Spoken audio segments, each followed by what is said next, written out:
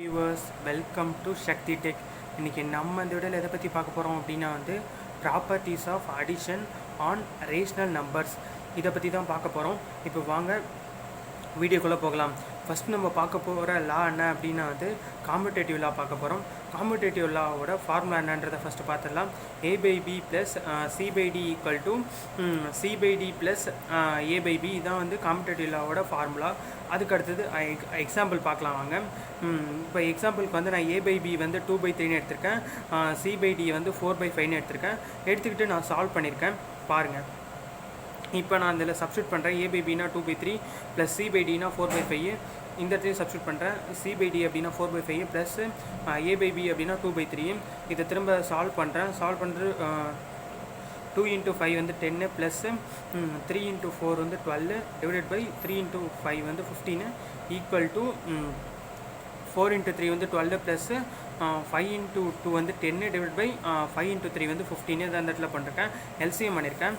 அதுக்கப்புறமேட்டு ஃபைனலாக ஆன்சர் என்ன வருது அப்படின்னா 10 + 12 22 by 15 equal to 12 + 10 divide by 15. 12 + 10 22 divide by 15. இப்போ இதில் காம்படேட்டிவ் லா என்ன அப்படின்னா LHS equal to RHS.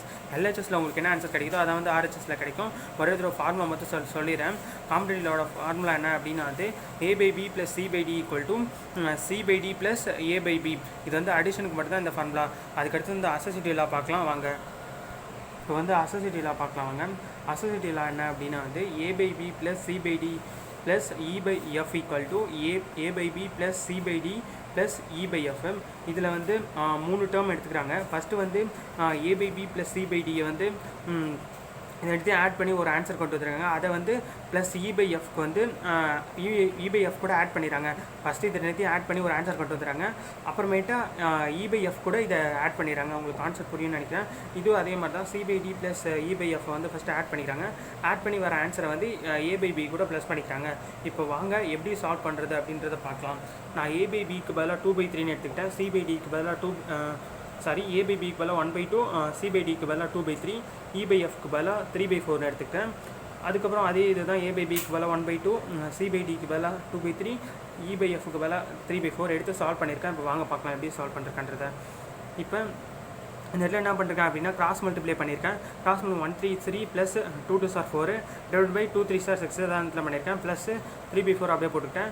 1/2 plus இந்த இடத்துல என்ன பண்ணிருக்கேன் அப்படின்னா இந்த இடத்துலையும் அதே எல்சிஎம் இது தான் பண்ணியிருக்கேன்.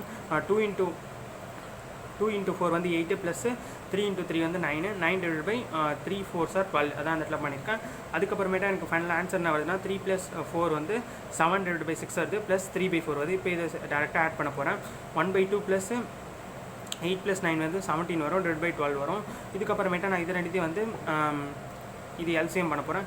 எல்சிஎம் பண்ண அப்படின்னா 7 × 4 28 plus 6 3 18 divide by 6 × 4 6 4 24 equal to இந்த பக்கம் 1 12 12 ப்ளஸ் 2 × 17 34 டிவைட் பை 2 × 12 24. இப்போ ஃபைனல் ஆன்சர் என்ன வருதுன்னா 28 + 18 46 டிவைட் பை 24 வந்துடும். இந்த இடத்துல 12 + 34 ஆட் பண்ணோம் அப்படின்னா 46 டிவைட் பை 24 வரும். இப்போ உங்களுக்கு இந்த அசோசியேட்டிவ் லா இப்போ பாருங்கள். இதில் LHS ஈக்குவல் டு RHS வந்திருக்கு பாருங்கள்.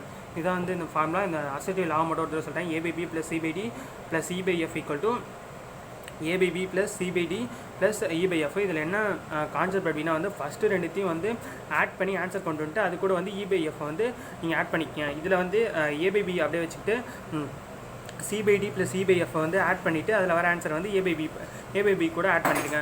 இப்போ உங்களுக்கு அசோசியேட்டிவ் லானா என்னென்னு புரிஞ்சிருக்கோன்னு நினைக்கிறேன். அதுக்கடுத்தது எக்ஸிஸ்டன்ஸ் ஆஃப் அடிட்டிவ் ஐடென்டிட்டியை பற்றி பார்க்கலாம். இதில் ஜீரோஸை அடிட்டிவ் ஐடென்டிட்டியாக நம்ம எடுத்து சால்வ் பண்ணலாம் வாங்க. இப்போ இதில் நான் ஜீரோ எக்ஸிஸ்டன்சி ஐடென்டிட்டியாக யூஸ் பண்ணி சால்வ் பண்ணியிருக்கேன். இப்போ வாங்க பார்க்கலாம். A by B ப்ளஸ் இந்த இடத்துல 0 போட்டிருக்கேன். 0 plus A by B equal to A by B இதான் ஃபார்முலா. இந்த ஃபார்முலாவுக்கு A by Bக்கு பதிலாக நான் 2/3 எடுத்து சால்வ் பண்ணியிருக்கேன். இப்போ வாங்க எப்படி சால்வ் பண்ணியிருக்கேன்னு பார்க்கலாம். 2/3 plus 0 equal to 0 plus A by Bக்கு பதிலாக 2/3 ஈக்குவல் டு ஃபைனல் ஆன்சர் என்ன கிடைக்குதுன்னா 2/3 கிடைக்குது. இப்போ உங்களுக்கு இதோட ஃபார்முலா புரிஞ்சிருக்கும்னு நினைக்கிறேன். ஒரே ஒரு ஃபார்முலா மட்டும் சொல்லிடுறேன். இப்போ நம்ம பார்த்த லா என்ன அப்படின்னா எக்ஸிஸ்டன்ஸ் ஆஃப் அடிட்டிவ் ஐடென்டிட்டி தான் பார்த்தோம். அதுக்கு 0 இஸ் அடிட்டிவ் ஐடென்டிட்டின்னு சொல்லி சொல்லி நம்ம எடுத்துக்கிட்டு இந்த இடத்துல சால்வ் பண்ணியிருக்கோம். இந்த இடத்துல 0 போட்டு சால்வ் பண்ணியிருக்கோம். நமக்கு ஃபைனல் ஆன்சர் வந்து a by b கிடச்சிருக்கு, 2/3 கிடச்சிருக்கு. ஏன்னா வந்து நம்ம a by b தான் 2/3 எடுத்துக்கிட்டோம். இந்த இடத்துல a by b தான் 2/3 எடுத்துக்கிட்டு சால்வ் பண்ணியிருக்கோம். இப்போ அதுக்கு அடுத்தது வந்து எக்ஸிஸ்டன்ஸ் ஆஃப் அடிட்டிவ் இன்வெர்ஸை பற்றி பார்க்கலாம் வாங்க. இப்போ வாங்க பார்க்கலாம் எக்ஸிஸ்டன்சி ஆஃப் அடிட்டிவ் இன்வெர்ஸை பற்றி பார்க்கலாம். இதில் வந்து a by b plus minus a by b equal to minus a by b plus a by b equal to 0.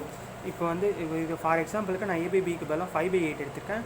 அதை எடுத்து தான் சால்வ் பண்ணியிருக்கேன். இப்போ வாங்க பார்க்கலாம். இந்த இடத்துல வந்து a by b க்குள்ள 5/8 எடுத்துக்கிட்டேன், ப்ளஸ்ஸு மைனஸ் இந்த இடத்துல அப்படியே போட்டுக்கிட்டேன். a by b க்கு பதிலாக 5/8 எடுத்துக்கிட்டேன், ஈக்குவல் டு இந்த இடத்துலையும் மைனஸ் போட்டு a by b க்கு பதிலாக 5/8 எடுத்துக்கிட்டேன், ப்ளஸ்ஸு a by b க்கு பதிலாக 5/8 எடுத்துக்கிட்டேன். இந்த இடத்துல எப்படி வந்து 0 வருது அப்படின்றத பார்த்துலாம். 5/8 மைனஸ் 5/8 கேன்சல் ஆகிடும், மைனஸ் 5/8 ப்ளஸ் 5/8 கேன்சல் ஆகிடும், அதனால் 0 கிடைக்குது. மைனஸ் 5/8 அடிட்டிவ் இன்வெர்ஸ் என்ன அப்படின்னா வந்து இன்வெர்ஸ் வந்து 5/8. அப்போ a by b யோட அடிட்டிவ் இன்வெர்ஸ் என்ன அப்படின்னா வந்து minus a by b. Minus a by b யோட அடிட்டிவ் இன்வெர்ஸ் என்ன அப்படின்னா வந்து a by b. இப்போ ஃபார் எக்ஸாம்பிளுக்கு மைனஸ் 2/3 யோட அடிட்டிவ் இன்வெர்ஸ் என்ன அப்படின்னா வந்து 2/3. மைனஸ் 5/6 யோட அடிட்டிவ் இன்வெர்ஸ் என்ன அப்படின்னா வந்து 5/6. இது வரைக்கும் நம்ம என்னென்ன பார்த்துருக்கோன்றதை ஒரே ஒரு ரிவைஸ் பண்ணிடலாம். என்னென்ன பார்த்துருக்கோம் அப்படின்னா எக்ஸிஸ்டன்ஸ் ஆஃப் அடிட்டிவ் இன்வெர்ஸ் பார்த்துருக்கோம். அதுக்கப்புறமேட்டா எக்ஸிஸ்டன்சி ஆஃப் அடிட்டிவ் ஐடென்டிட்டி பார்த்தோம். அதுக்கப்புறமேட்டா அசிஸ்டிவ் லா பார்த்தோம். அதுக்கப்புறமேட்டா காம்படேட்டிவ் லா பார்த்தோம். Properties of addition on rational number, இதை பற்றி தான் இந்த வீடியோ ஃபுல்லாக பார்த்தோம். இந்த வீடியோ உங்களுக்கு பிடிச்சா லைக் பண்ணுங்கள், உங்கள் ஃப்ரெண்ட்ஸ் பார்க்கணுச்சா ஷேர் பண்ணுங்கள். இந்த வீடியோ உங்களுக்கு சப்ஸ்கிரைப் பண்ணி வச்சுங்க.